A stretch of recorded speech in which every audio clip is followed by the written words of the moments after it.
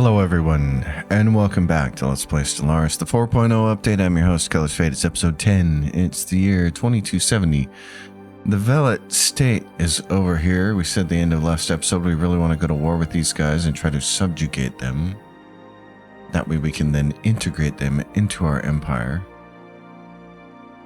And right now, we're very close to being able to do that. Now here's something interesting that I learned.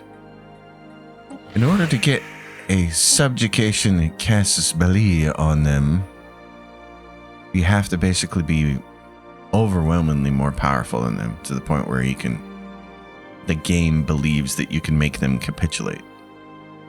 It used to be that if you were even power with another empire, you could say, well, I want you to be my subject, I want you to be my vassal, and once they disagreed with that and said no, then you would get the casus belli for them. But that is not the case anymore, and you have to be powerful enough to force it to appear. So this is not automatic.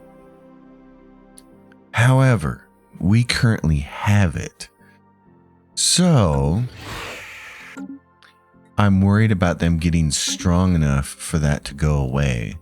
I want to pull it off as quickly as possible. Let's take a quick look at a couple more parameters before we go to the war. It's 3,000 power on that. What's our fleet power? 4.2k. So not the best. Okay.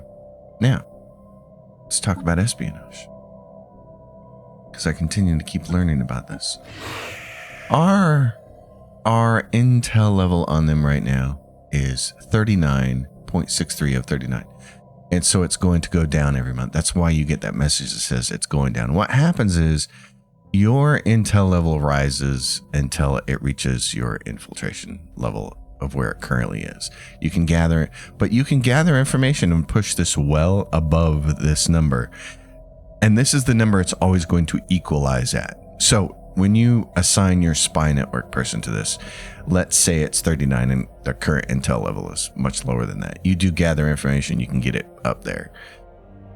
But once you go past that, it's going to come down to that level naturally over time. But we still want to do that. We want to gather information. We'd actually like to acquire an asset. We'd like to know a bunch more information about them before we go to war with them. So we're going to hope that the casus belli stays on them, that we remain more powerful than them. I thought you pretty much needed to have them be pathetic in all three aspects in order for the casus belli to be on them. But right now, only their economic power is pathetic and everything else is inferior. Still, we're going to hold on to this. We're going to keep doing some intel, and then we'll see what happens. Anyway, I'd really like to get another asset. We have 39 here. Let's try to do a gather information and see what happens. Problem with doing that is, of course, it causes our influence to go down, but since we're not going to use our influence to make claims and go to war that way, I'm not as concerned about it anymore. There is one other thing that I wanted to talk about here. At the beginning of this episode, because I discovered this will go in the planetary management video when the time is appropriate, but I thought this was pretty cool. Let's go look at our economy and see what we can find in neighboring cities. Okay, so wow, that place is really full. This one is really full. So in these first two planets, our jobs are pretty darn full. This is stacked. We can't put anybody else on here, and all we can do is like raise this up for the cost of a gas, which we have gas. We could do that. This would add another job. We want to do this, but here's something else that you should do. And the numbers in the game, if you keep track of everything, it's really encouraging you to do this.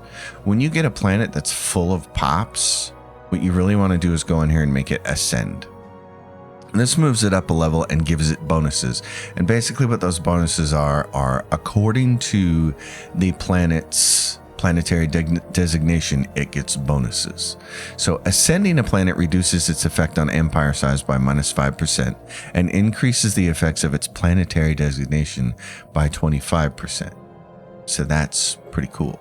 Our planetary designation on this one is auto-designated, but we could make it anything we wanted to. We could say we want it to be the Empire capital, so stability 5, amenities, housing, all this stuff. Resources from jobs, 10%.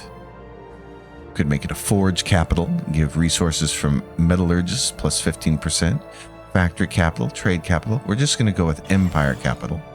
And then we're going to go ascend this sucker. And it costs you some of your unity to do that. But this is an important step that you should do when these planets get full. Same thing with Nema, which is basically also full. Everybody's working its jobs. And it is a mining world right now, but what we'd really like to make it, well, let's leave it as a mining world right now, I guess. We're eventually going to make it into an industrial world. We're going to switch the focus to that when we can switch this second one, because its economy is everybody's working. And I think I would like to switch that focus now, in fact. So we can go here and we can say, you know what? Change this over from mining support, which resources produced from miners is at plus 20%. And instead, let's switch it over to mixed industry. Let's switch this. We're gonna lose a bunch of minerals doing this, but let's do this. Let's see how this works. And then switch it over to a factory world or an industrial world. You get a minus 10% upkeep for each one of these, or you can switch it over. These give you minus 10% upkeep if you do mixed. Increases lab build speed and research upkeep. Okay, so we got all those options. Or you can just get 25% more from miners. You know what? I'm going to leave that there. I am going to do that. I'm just going to leave it like that for now. But these guys need more stuff. And what we really need is more civilian industries to put more people to work. So we're going to do this, civilian industries. And then we're going to also ascend this one as well. Oh no, we can't do it. Why can't we do this one? Click to ascend to 1. We don't want to move the capital. Unlocks all ascension perks, increase the colony ascension cap by an additional 4. Oh, so right now our ascension is locked by the number of ascension perks we have. So we can only ascend one planet. Okay, that makes sense. All right, so we ascended one planet, but this is something we'll want to do later.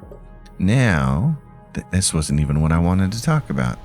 What I wanted to talk about was this. For instance, did you know, I mentioned in an earlier episode, I said, well, we can do things like favorite jobs, right? But I wanted a little more fine-grained control over my people. You actually can do it. So for instance, up here, we have crime, 10 from pops and minus 2 from pop jobs.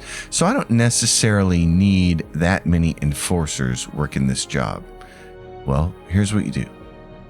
Come down here to enforcers and you say, I don't need you all working this job. And that's going to free up people to work other jobs. So we can come down here. Oh, this is entertainers. I'm clicking the wrong one. Let's go back up here. I want enforcers right here. Okay. So we can do this until we get to a point where we're like, oh no, we want you to ward off enough crime here.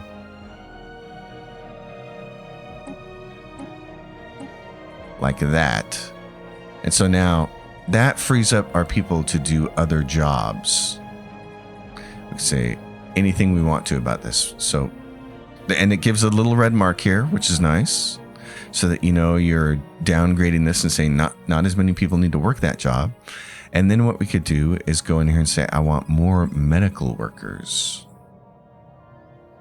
So let's go down here. Artisans, medical workers. You can't click this up. So all we could do is move somebody else down. For like, we have a bunch of entertainers here. We don't need as many of those. For instance.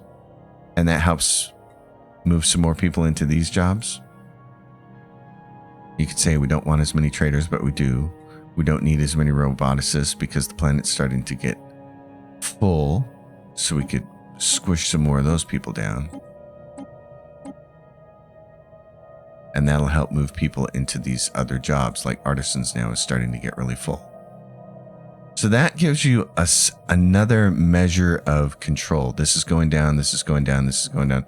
We're pushing these down so that we can push more people into these other jobs like medical worker, which is fantastic for us. So that gives you a little bit more control over what the heck is going on. Now, what we'd like to do is build a few more buildings. In this case, let's build some more alloy foundries and some more generator districts, because that's what this planet specializes in. This particular planet specializes in the agri world. It's got some ag buildings here. How many people does it have working? Nobody working mines, which is good. We don't want anybody working mines. It's got all these jobs and not enough people working them. We got robots specialized, which is great. So just keep doing that. So that's fantastic. We got a bunch of entertainers working. It doesn't matter. We just don't have enough people on this planet. Same thing with this one. Not enough people working on these planets to do anything else here. This has a bunch of entertainers, and we would actually like people to be working the roboticist jobs. So we're going to switch them over on Sol X, and then we're back to Elandria. So that's some more planetary management stuff that's good to know about. We have the destroyer, which we can now build. Corvette build speed could go up, or we could unlock the cruiser. Or the Star Fortress. Okay. Or available androids or destroyer build cost. All these are great. Applied Mechanics Institute, Mineral Research Report, Habitability +5, which is fantastic. This tropical world down here, yeah, we need the habitability +5, don't we? You know what? There's a bunch of stuff I'd like to have, but let's grab this because reason being, with an extra 5%, we could put this to 70% and it would be a green for colonization, and we'd like to get there and make that a choke point, even though we're probably going to go to war with these guys pretty soon, although maybe not before the end of this episode.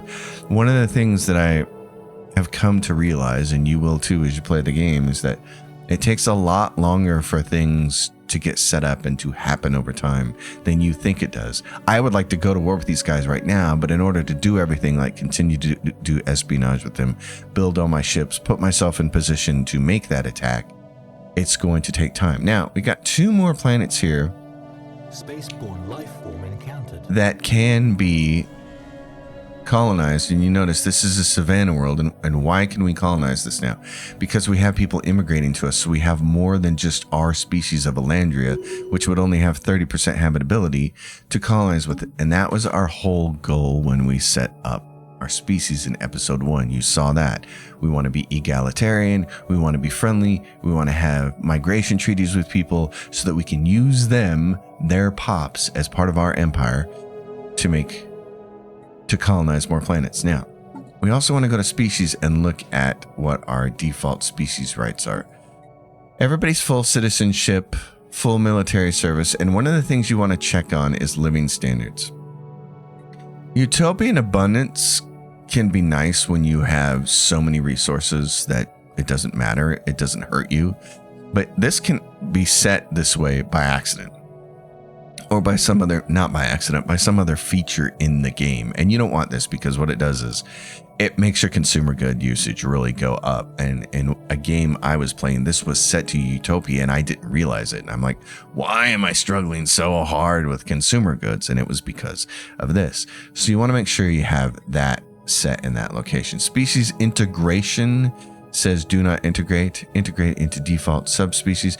This subspecies is automatically altered over time to match the default template, default amount of pops. Democracy of Elandria species is not set as default, so not possible to wear a democracy, and that's fine. Military service, everybody can join in the military and do full military service, so they can be commanders and admirals and things like that. Everybody can colonize. That's the part we really want, is we want to be able to take some of these other pops and colonize them. Our robots get full citizenship, by the way. And one of the cool things we can do with our robots that you'll see over time is right now our robots can only work the grunt jobs. So if we go into our economy and look at this, we'll notice that a huge number of our farmers are robots, and then we don't have robots working any of these other jobs. We have people working them because robots can't work them until they get a technology that allows them to do those jobs, which is great. They become droids.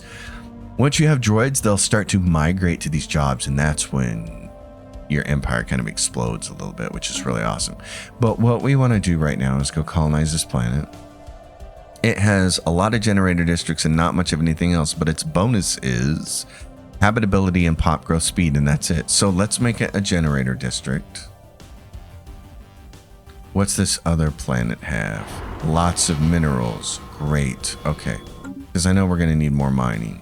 All right, let's colonize this then with the Brienne. They're 90%, which is great. Now they have a savanna preference. They're organic, so their food upkeep per 100 pops is +1. That's going to hurt a little bit.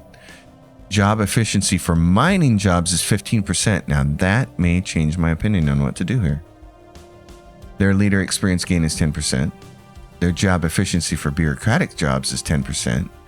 Their leader lifespan is -10 years, and their leader maximum negative traits is +1. But they have a bonus to minor jobs, so this is why you should pay attention to these things. So I was thinking, let's just make it a generator district place, but they're really good at mining. So we're going to do that and mining world and say them and be like, go colonize, my friend. Oluna Prime. All right. Sure. You can be Oluna Prime. Let's go. So we'll get them underway on that. What's going on with this? There's the archaeology site here. The Empress Motel. This is the kleptomatic rats. We're still waiting for a breakthrough.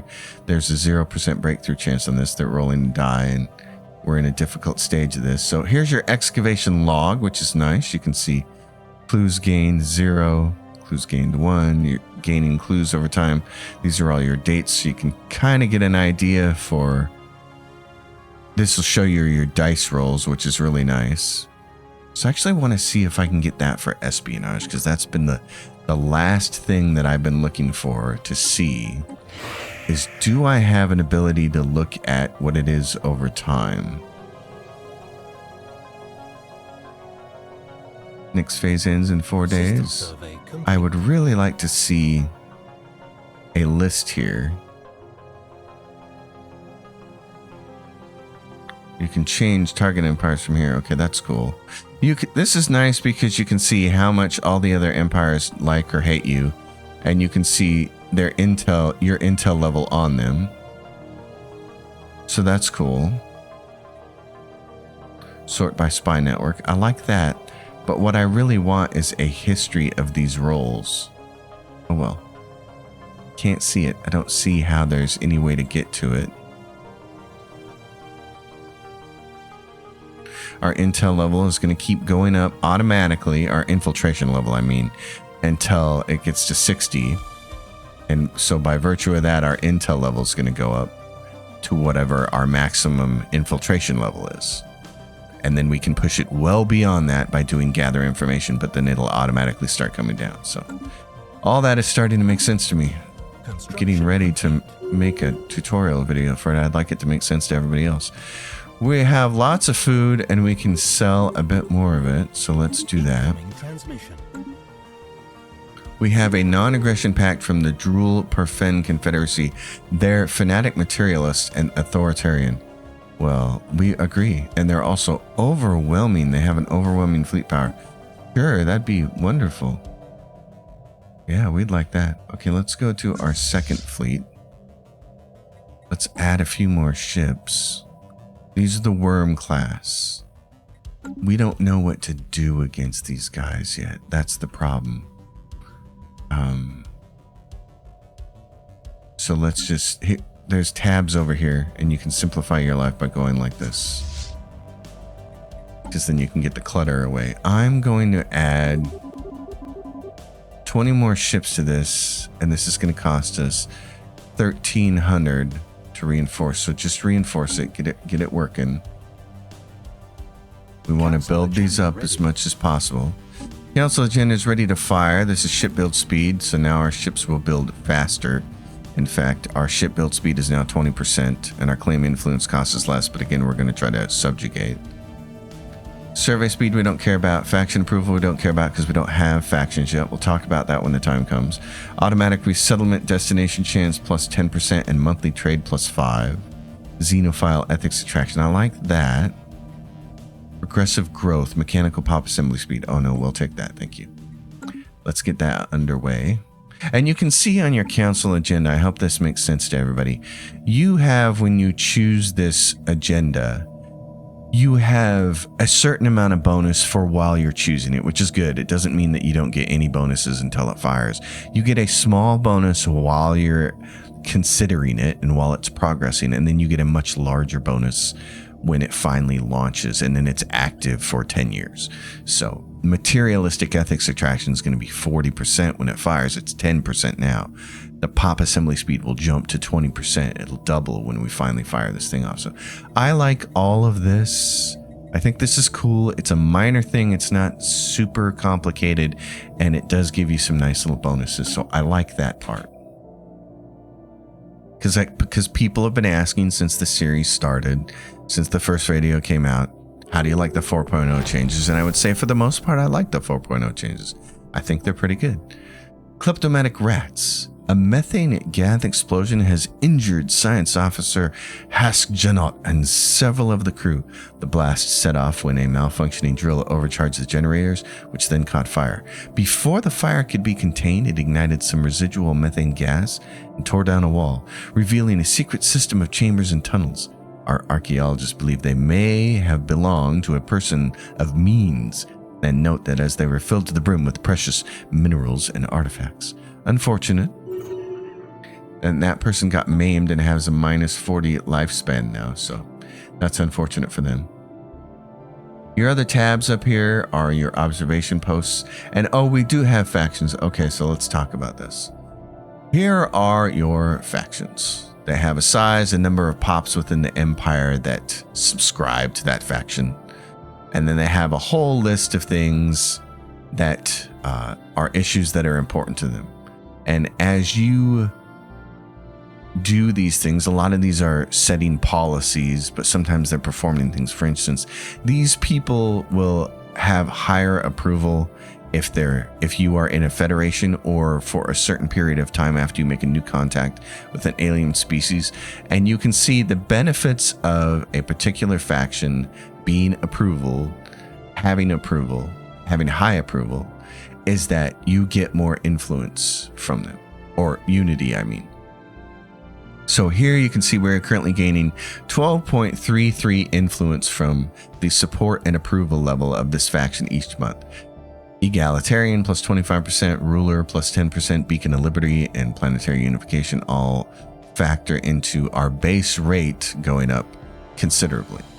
Multiplied by 39.8 due to support and approval level of the faction. So as you support factions, you can get more unity out of them. The Liberty Now group, their anti-autocratic free movement, ensuring the movement of pops by prohibiting forced resettlement. So here's an example. We can up this number. It's 41%. We can go into our policies and edicts and say forced resettlement. Resettlement is allowed. Pops can be forcibly resettled between planets, but we're not forcibly resettling them. We're just letting automatic resettlement handle. So if we go and say this is prohibited, free pops cannot be forcibly resettled between planets. Automatic resettlement chance is 100%. So your pops are going to move on their own, 1 or 2 or 3 or a handful of pops each month based on, are there available jobs on other planets and is my own planet becoming overcrowded? And that's the system we really want to take advantage of right now, is just let automatic pops happen. And for instance, we put a trade hub on our homeworld and said, on the outpost on our homeworld, and said, we know this planet is full, so we would like people to automatically start moving. So we're going to switch this, and then we're going to go look at the faction for Liberty Now group, and now it jumped up to 52 from 42 or wherever it was. So as you go in here and accomplish tasks by changing policies or do things like making first contact, you can get more unity out of these factions. And if the faction starts to grow in your empire that you don't want, you can try and suppress it. For instance, we don't have any people subscribing to spiritualistic ethics attractions right now, but we may later because we're egalitarian and we're inviting everybody into our empire. And that may be something we don't want to promote, because we don't want to see our empire switch over to a spiritualistic ethics attraction. That's what can happen when you get enough support, is that your whole empire can flip over. We don't want that, so you'll have to suppress that later. Right now, though, these are the 3 that we started the game with, so we're okay with all of these. But these guys are now 90% approvable based on the issues that they have. The ruler has the empire ethic. Our ruler doesn't, but the next one might, because we have elections. Benevolent subjugation policy. So if we go to subjugation policy, subjugation war terms, balanced vassalage, benevolent. So here's the difference. Our subjects are as much a part of us as we are them. Their success is our victory, and we shall move forward as one. So initial vassal agreement terms, integration prohibited, and that's why we don't want benevolent. Integration prohibited, we want oppressive. Integration permitted, because we do want to integrate people. So we're going to change this because we want to integrate these guys. It's a good thing we looked at this now, because we want to integrate these guys later. So we're going to change that. And that's going to make one of our factions not like us as much. You can see the approval went down to 54% for these guys, because they're like, wait a minute, no, we don't like that. But other things will make their approval go up. Recent enlightenment, if we could become federated when we make new contract. See, they don't like oppressive subjugation policy, affects approval faction by minus 10%. So represented on the council, they don't have anybody on our council. Indirect xenology. So we could switch that. That might help them and get a little bit more out of here. Indirect xenology. That has to do with how we observe other species. But I'm not seeing it right now, so I'm just gonna leave it. Anyways, I usually just leave these things alone unless there is an ethics that's being adopted by our population that I don't want, and that's when I get involved. But you can see, you can push these things around and start getting a little bit more of your unity every month. And of course, if you're trying to min-max this thing, which you should be, it's something you want to pay attention to. What I'm paying attention to is that we're losing trade, which is not good.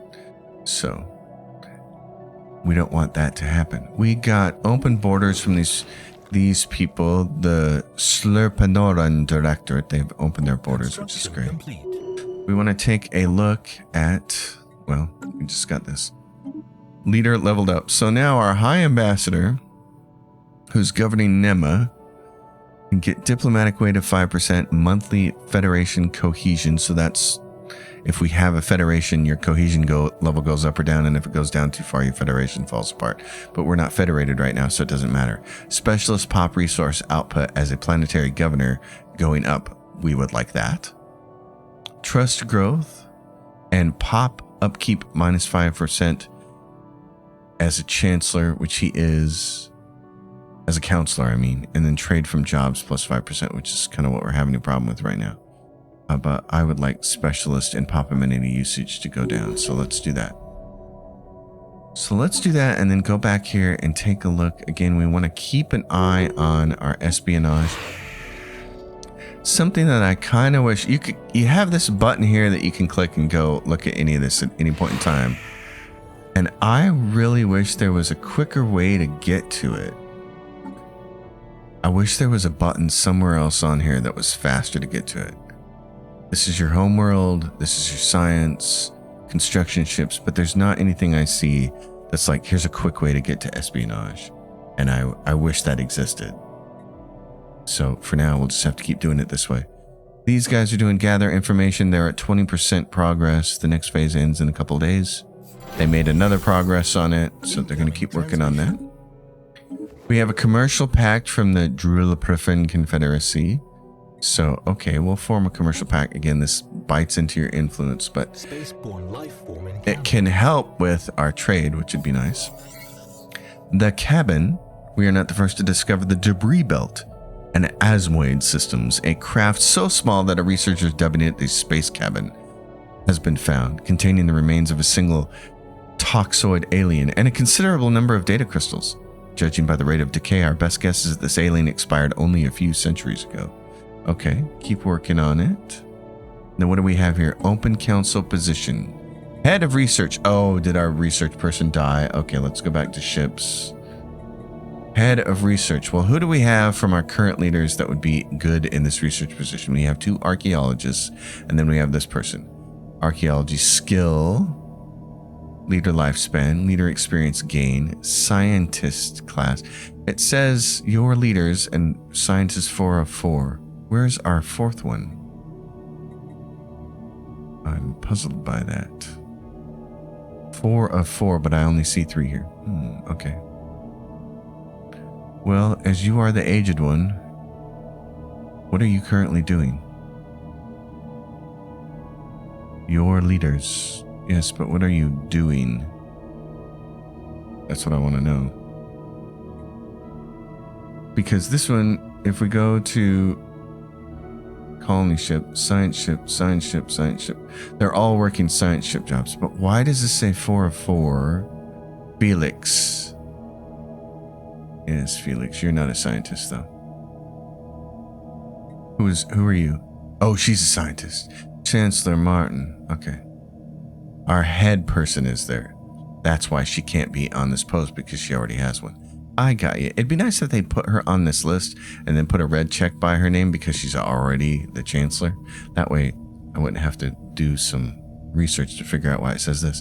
Let's pick you. You're the oldest. You can have the job. What are we buying up here? Let's sell some consumer goods. I like to do everything 10 at a time. I don't know why. And the bickering archaeologists on the kleptomatic rats. Tempers are running high at the archaeology site on Mena 3 as several archaeologists are openly disagreeing with Hask about how best to proceed. Progress at the site has been slowed to a crawl. Boo. -3 clues. Okay. That's unfortunate. And then a ruler has elected. Yeah, so Marath got elected, and that's why we had to. She was the head of the science department. Now she's the ruler of the world, or our empire. And so somebody else had to take her place. Okay, and she's got Empire Edicts as a counselor, docked ship upkeep. That's nice. Planetary governor. She gets unity from jobs, so that's cool. But we are really hemorrhaging trade, so we're going to want to figure out what to do about that. Open council position. Our head of research died again. Cortez no longer has anybody on the ship, so now we have. He had a month in that job, and that was it. He's like, man, I finally got the promotion I've been coveting my entire life, and now I can drink this brandy and die. Okay. This person is a genius, spark of genius, which gives them +3%. It used to be an automatic +5%, which I love. They cut it. Jobs, consumer upkeep as a planetary governor. Well, we just wouldn't make you a planetary governor, would be the thing. Empire effects as a counselor, though. Research speed +3%.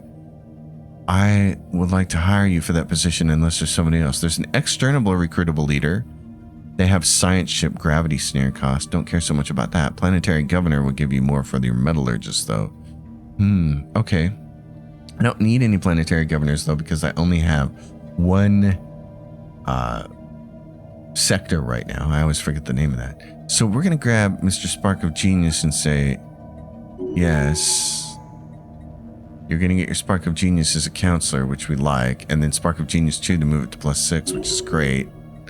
And then we're going to put you on this science ship. You're the counselor, but you're going to have to do it remotely. Because we want you over here. Where were you at? You're up there, and we need you working on this site.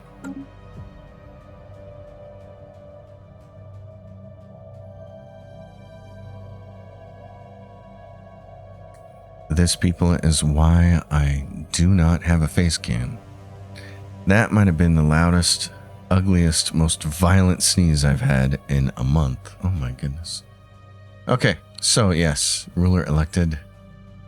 All this stuff, go Gadgetmobile. Now, we could easily solve our problem by starting to sell alloys, but this just flipped, which is good. Okay, so something happened in our empire with either a ruler or whatever that caused that to go. Leader died, yes, poor Spock. So, oh no, and now it's back. Okay. Monthly trades, consumed 96. see how it changes from month to month based on things. Commercial packs. Okay, so your commercial packs are affecting things too. Whenever you see your numbers jump wildly, there are a few reasons for it. Missing scientist. Oh no. And what I want to say about this before I lose my train of thought is there are a few reasons for numbers to jump wildly.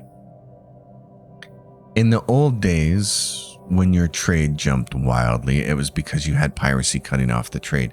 Trades had to actually be routed along a route to your homeworld. So whenever I would all of a sudden see my energy credits dip, because energy credits were the intermediary, not trade, whenever I'd see my numbers fall off a cliff, I'd know, oh crap, there's piracy I'm not paying attention to or something. Nowadays, when you see it, your commercial packs are going to be a big reason why this fluctuates, because they're reliant upon these people that you have the packs with, and things can change radically in their empire. Our stations are 33.6, our star bases are 8. So that's not going to change month to month unless we're building something new. Our jobs are not going to change overwhelmingly from month to month, so it's 9.08, and our pops are 45.64. They should only go up. So it's your commercial packs and our trade policy that are affecting these things. The only thing that can be changed by our jobs and our pops, and this is the other thing you have to be aware of, and this is why one of my friends notified me the other night, he turns off storms. We have a storm down here, and it's in this part of our empire, except we don't have any planets right here, so we shouldn't really be affected by it. But when a storm wanders over into your area, into your region of the galaxy where it affects your planets, you can click on it and see what's happening. Ship build speed minus 50%. Upkeep for metallurgists minus 200%. That's a nice thing to have. Planetary infrastructure build speed is halved. Station upkeep goes up 100%.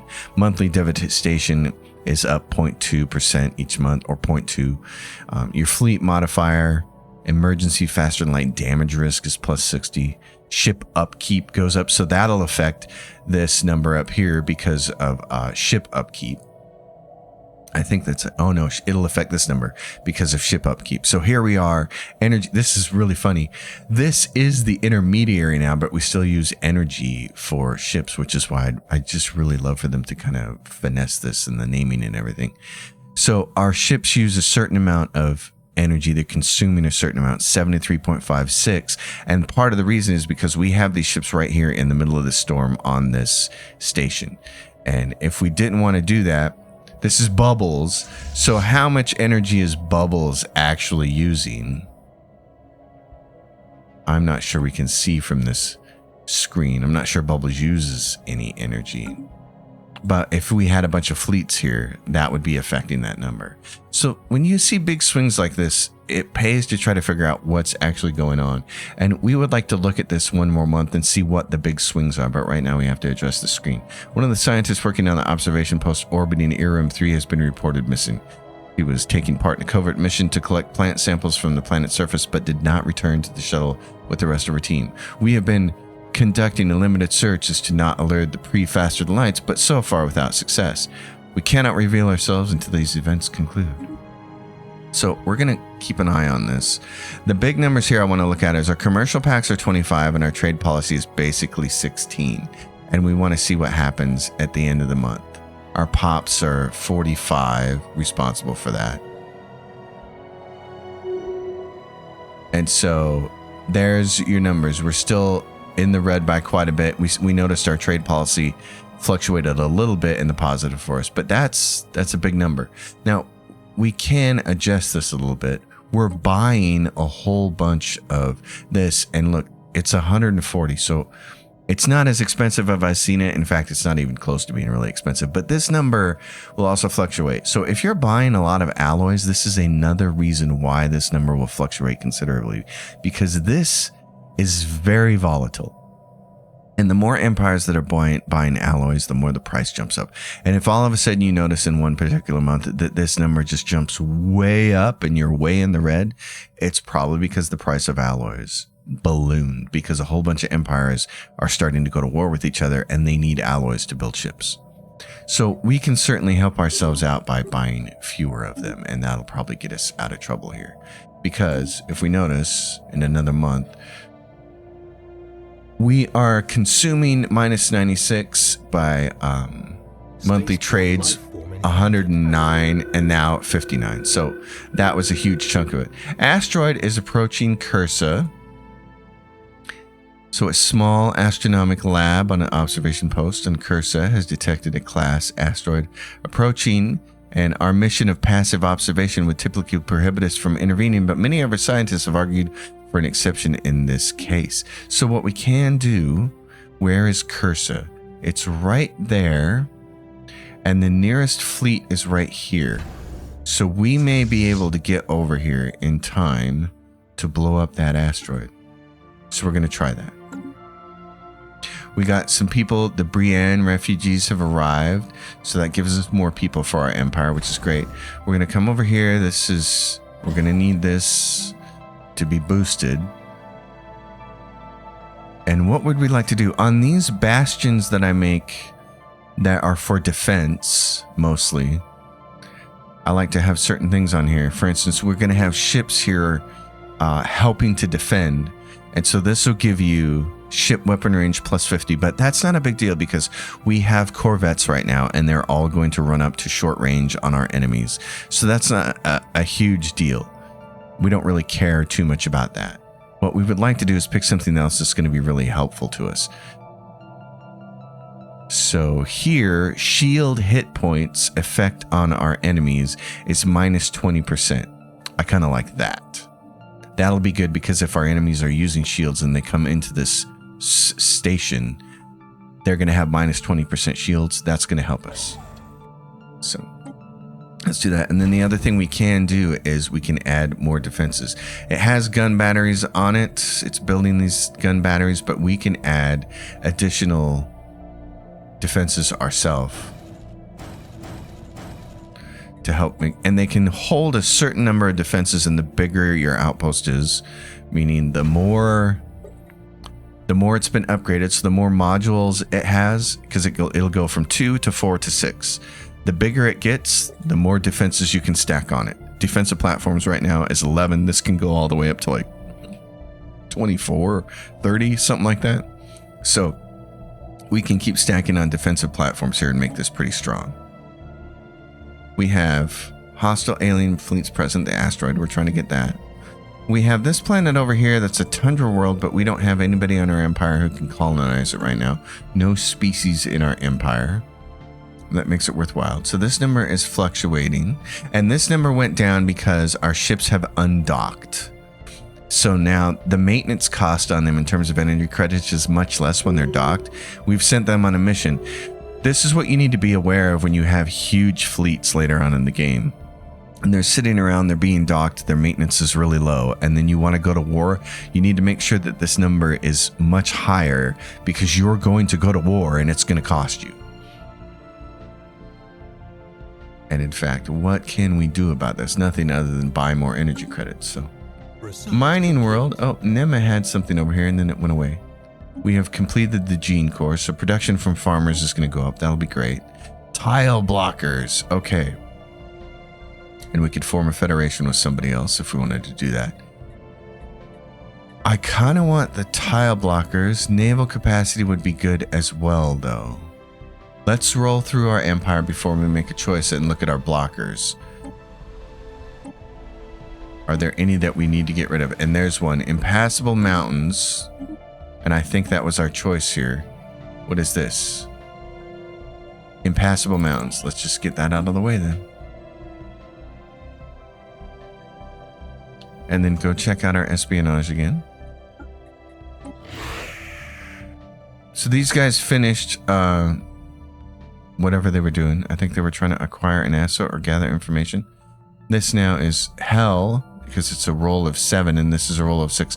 So somewhere in here they failed and now we have a modifier on us that makes this harder because our currently affecting the difficulty. The base is 5 and the relative encryption by our enemy is causing this to be more difficult.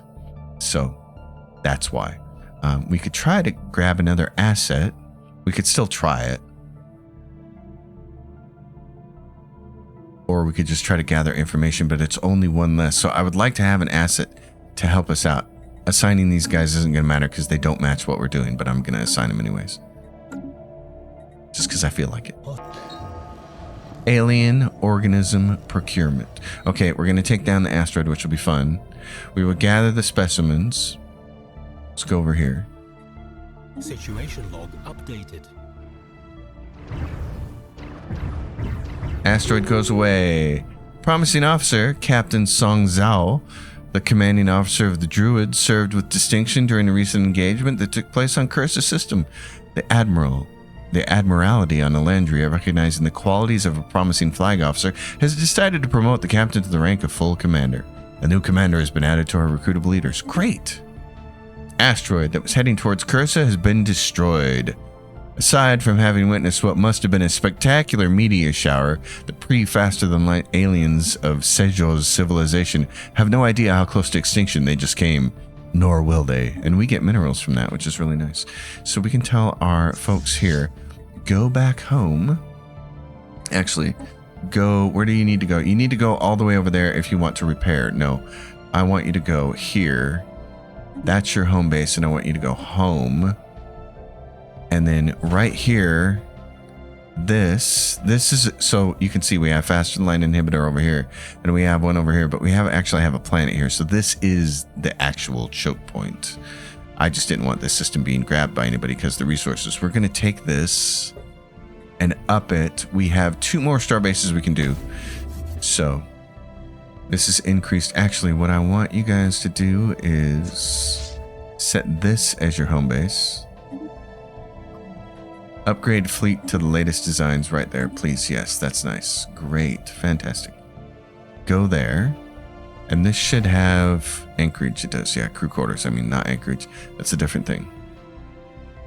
Excellent. So that's done. You guys are still building. Event chain, the Nema world. Sadly, the latest effort to add another Nema has failed. Okay, so that happened last time as well. On our Nema world. Robot pops are going down on this planet because they're mostly full up on jobs. So unless we want to create some more jobs for them, which we could do by just giving them farms or generators, we could do this. Look, we have a whole bunch of building that we can still do, which is why I'm thinking we need to take mining support away from here and start doing civilian industries as well. So let's switch this over to mixed industry or civilian industry. Let's go mixed. And then let's actually build some generators to put these robots to work. So this is going to be one of the rare planets where we actually do a split in districts. We do both things, which is why we're no longer going to worry about specialization. We're just trying to put as many pops together. But this world is huge. It's got a size 17. It's got 21 districts. Remember, the 21 are shared between all these guys. We only have 6 mining districts, 4 generator districts, and that leaves you still with 11 city districts. We're not going to use 11 city districts. We don't need 11 city districts. That's way more housing than we need. So in all likelihood, we may be able to do all generators and maybe even some farming on this world. This is a lot like our home world. It's very robust. We can build generator districts there. Later on, we'll be able to specialize. So we'll do this. Put those people to work. Massa worm. This planet is completely generated out. Notice it's also very big. It's a size 20. And again, we're not going to need that many cities. So what we can do on this planet is the same kind of thing.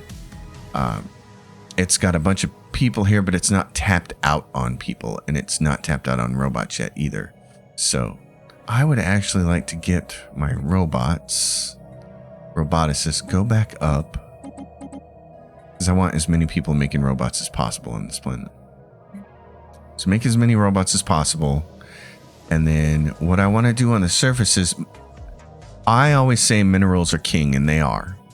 So I want to build some more mining districts. We've got this, we might as well spend it now. Here's the argument against spending minerals to build districts that you don't need yet, is that, well, what about the upkeep? Some have upkeep. Notice there's no upkeep on our mining district. Well, there is. There's 1 energy credit upkeep on this. So technically we don't need to build both of these right now.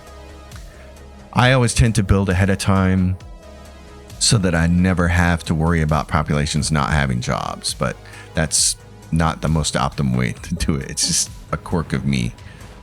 These guys have miners here, and they're maxed out on food workers. This planet still also has a bunch of room for growing cities, so what we can do here is keep adding farmers to this list. We're maxed out on farmers, but we're probably going to want to add some miners here as well. This, we can add a bunch of different stuff. Food processing facility is going to give us 20% more from our farmers, so we want to put that down. And then you can add something here that will add a whole bunch more farmer jobs right there, 200 farmer jobs.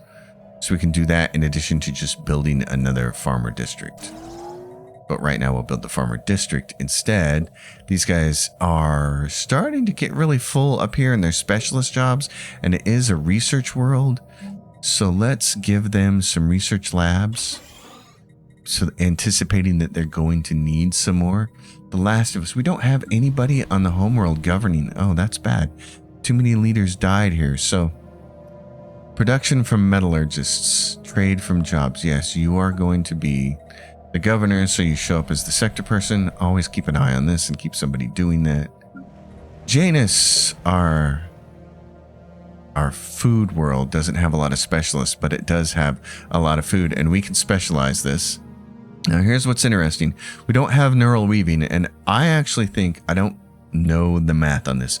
I'm not the kind of person who sits down and actually does the math. That makes me less than a brilliant Stellaris player, because I know people sit with their calculators and figure this out. But to me, I like the idea. This is going to create 100 farmer jobs. This is only going to create 50 farmer jobs, but it's going to create 50 biologist jobs. And I still think you should be trying to squeeze out as much research out of your empire as possible. So I would love to have this. We can replace this later. The important thing is both of these are going to give you +3 building slots. So we'll do this now, and then we'll replace it with this later. But here's the other thing. And it says resources produced from farmers is -33% because you're getting research back instead. You can replace these types with all kinds of different types. And if you replace this food one, for instance, with an industry one, it will tell you you're going to lose your specialty food buildings on here. If you're doing it up here, I mean, because it's the same kind of thing. This is a mixed industry. And so if you say, I'm going to replace this with research, it'll tell you civilian industries will be removed, alloy foundries will be removed. So that's an important thing to know. In this case, we're going to specialize it for food and get more food jobs. And then our last planet down here is Sol X. They're maxed out on food. We got robots making robot stuff. So on our surface, robots, other people are going to become entertainers. We could start giving specialist jobs, and we can definitely build some more food jobs for them. And they have blockers we can't clear yet. I would like to specialize them. What should we do on this world? I feel like we don't have enough research. Is there a research bonus here? It's not. It's just food from farmers, and they suck at minerals. So it's always the choice. What do you do? Research or more mining stuff? What do my planets look like here? This is a split between mixed and research. This is going to be all consumer goods and alloys. Consumer goods and alloys. We don't have anything. This is going to be research. Consumer goods and alloys. Okay, in that case, let's go research. We can do archives, which will also create bureaucratic jobs, which is going to generate some unity, or just pure research. I'm going to go for this because, again, I want to get through my traditions faster. So getting more influence, getting more unity is good. All right, back to System survey complete. this. They're pathetic. They're pathetic. Let's see what we're doing here. We're at 0. Incoming transmission. Somebody else wants a migration treaty, which is with this is good. So let's do that. Yes, and we'll take you. And what's interesting is sometimes when you get those migration treaties, you'll see these planets go from red to green, and that means that they're of a particular type of person, species, that can all of a sudden colonize that planet for you. This person up here, okay, no orders. I want you to continue to explore. Go do that. Come back down. Oh, what do we have here? Wait a minute. Okay, what do we got here? The Enterprise is moving to that system. You're up here. I got a better job for you. Oh, there's something for you to research there. Okay. Research that project first. Come down here, research that project. Come down here, research this project. And then we'll send you back over there to do exploration. All right. The lull, the tiny little lull. God, it's already been an hour. This game goes by so fast. Okay, folks, there's a little bit of a lull. We're going to call it right here. I'm having so much fun playing this game. So yes, the answer to the question is, do I like the 4.0 update? Yeah. I especially like what they've done with planetary management. I think this bit here where you can add specializations to the districts makes them much more interesting. You can either focus purely on the production or you can focus on a little bit of research after you get the tech. I like how you can specialize up here. I like Ascension. That's cool. Nema can ascend now? Oh, well, hell yes. Let's ascend you. Volunteer 1. Okay, so it gets a designation. Its Empire designation gets a boost, and right now we're saying it's a mining world, so it's going to get a huge boost to that. Wow. Fun.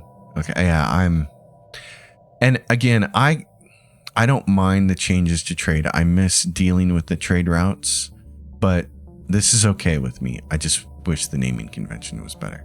Other than that, I like most of the 4.0 changes. I think it's pretty cool.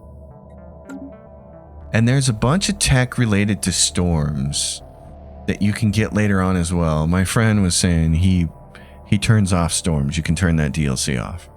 But I actually want to see if I can use storms to our advantage. There are tech later on that you can get to either help repel storms and keep them out of your empire or attract storms. And there's tech to do things like make sure that your ships don't take any weapon restrictions from storms and they don't take any defensive restrictions from storms.